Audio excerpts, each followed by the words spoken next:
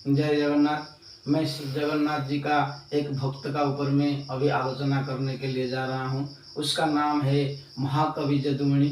इसी जदुमणि का कथा हम श्रवण कराने के लिए जा रहा हूँ। जदुमणि का कथा श्रवण करिए। जदुमणि जी क्या करे थे, राजा का दरबार में मंत्री का अवसर रहे थे, मंत्री का पास थे, मंत्री का रूप में। जब वो मंत्री का रूप में थे, राजा ने उसको बहुत कुछ अच्छा, दोनों का बीच में राजा बहुत अच्छा पा रहे थे और बहुत अच्छा अच्छा वाणी भी सुनाते हैं, जितना भी वाणी सुनने से राजा से। लेकिन राजा जदुमणि ने बोल रहा था, हमेशा बोल रहा था, भगवान प्रभु जो है परमात्मा भगवान जगन्नाथ वही सर्व सर्वाय, उसकी कृपा से होता है, उसकी दया से होता है। राजा उसको एक दिन पूछे, तुम अगर भगवान का ऊपर में इतना विश्वास करते हैं तो आप एक बात करिए, हमको थोड़ा एक दिन भगवान का दर्शन करा दीजिए। तब वो जदुमणि ने बोला, यही एक छोटा बात है, भगवान को तो हम हमेशा दर्शन करता हूँ, आपको दर्शन कराना है तो दर्शन कर लेंगे, लेकिन हमको हमारा एक शर्त रखना पड़ेगा। तब जदुमणि को बोले, क्या शर्त है? हमको 1 महीना के लिए छुट्टी देना पड़ेगा आपका राज दरबार में। तब जदुमणि ने क्या किया, राजा ने बोले, ठीक बात है, मैं आपको 1 महीना के लिए छुट्टी देता हूँ, आप चला जाइएगा, यहाँ कहाँ जाना है। तब जदुमणि ने वो छुट्टी ले लिया। छुट्टी लेने के बाद पत्नी को आकर घर में बोले, राजा मुझे 1 महीना के लिए छुट्टी दिया है, हमारा परिवार को चलाने के लिए। तो राजा ने संसार चलाएगा, तब राजा संसार चलाएगा, तो इसी बात बोल के पत्नी ने खुश हो गई।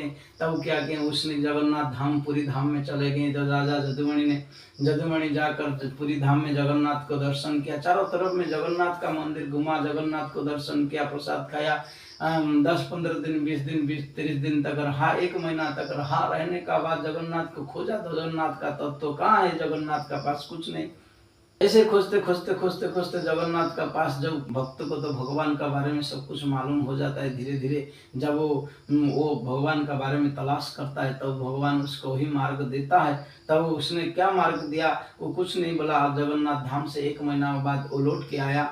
आकर घर में पत्नी ने पूछा है, आप कहाँ चले गए 1 महीना के लिए? संसार में राजा ने हमारा परिवार में रेशन का कोई व्यवस्था नहीं दिया, खान पान का कोई व्यवस्था नहीं उठाया, आप तो बोल के चले गए राजा ने संसार चलाएगा, हम तो इतना तकलीफ में चल रहा है, 1 महीना हो गया, घर में रेशन पानी कुछ भी नहीं है, हम कैसे चलेंगे?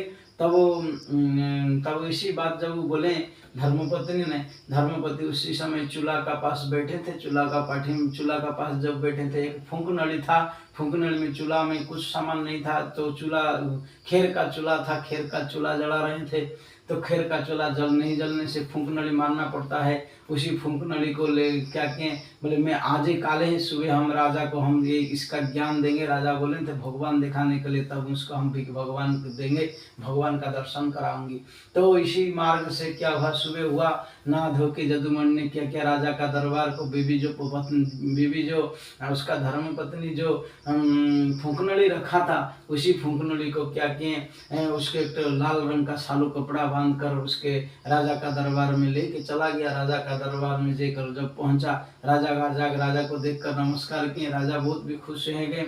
राजा बोले कि हाँ, कहाँ 1 महीना के लिए गए थे, जो बाधा दिए थे, आप क्या उसी बाधा में आपका भगवान का दर्शन मिला?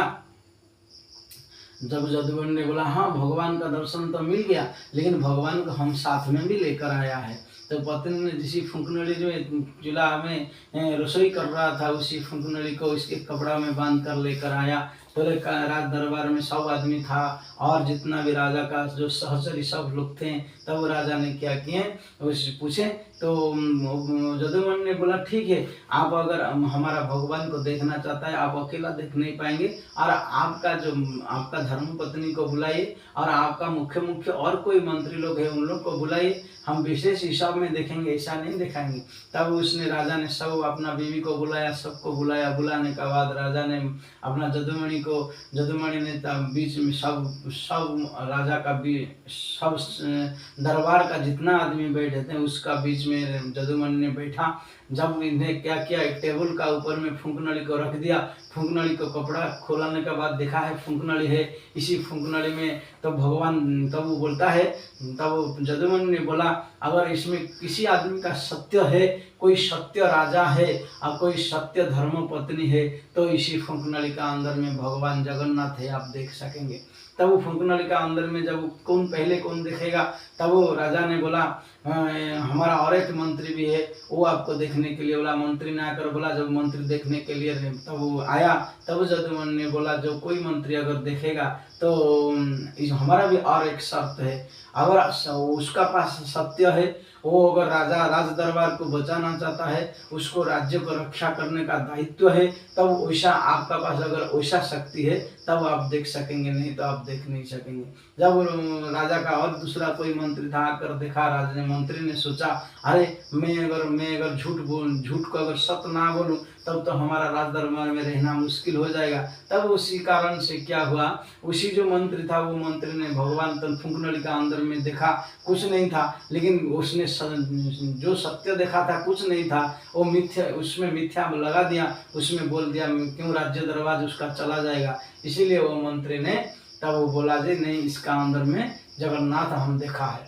जब वो बोल दिया देखने के लिए, तब उस समय क्या हुआ, उसका धर्म राजा का धर्मपत्नी को बुलाया गया। राजा का धर्मपत्नी ने जब आया, तब जदुमणि ने बोला देखो आप अगर सती है, आप अगर सावित्री है, आपका अंदर में सब कुछ है, आप राज दरबार में रहते हैं, राजा का महारानी है, अगर राजा का महारानी है, जो सत्यता है वही सत्यता ही देखेंगे। तब उसने बोला एक मंत्री एक देख लिया उस फुंकनलिका अंदर में भगवान, अगर हम बोलेंगे नहीं देखे है तब तो अनर्थ हो जाएगा, तब तो राजा बोलेंगे ये सती नारी नहीं, ये राज्य में रहना मुश्किल है।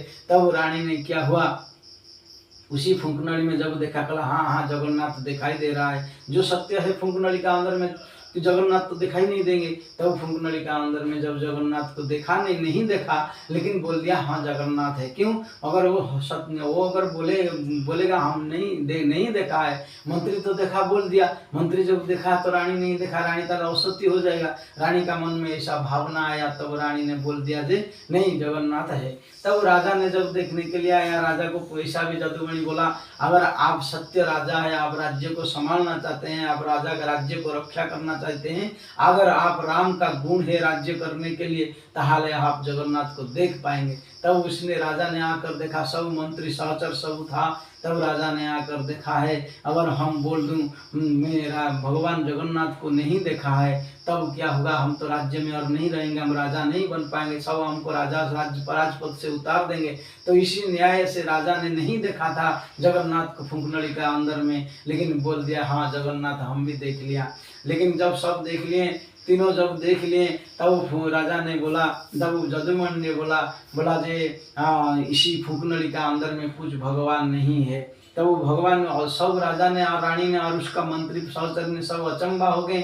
जब वो अचंबा हो गए तब ने जगन्नाथ जी को, तब वो जदुमणि ने बोला इस फुंकनलिका अंदर में मैं जो देखा है, फुंकनलिका अंदर में इस पार से देखने से उस पार आ जाता है, मतलब फुंकनलिका अंदर में कुछ नहीं था, वो शून्य था। अगर जगन्नाथ को पाना है तब तुम्हारा जीवन को शून्य करना पड़ेगा।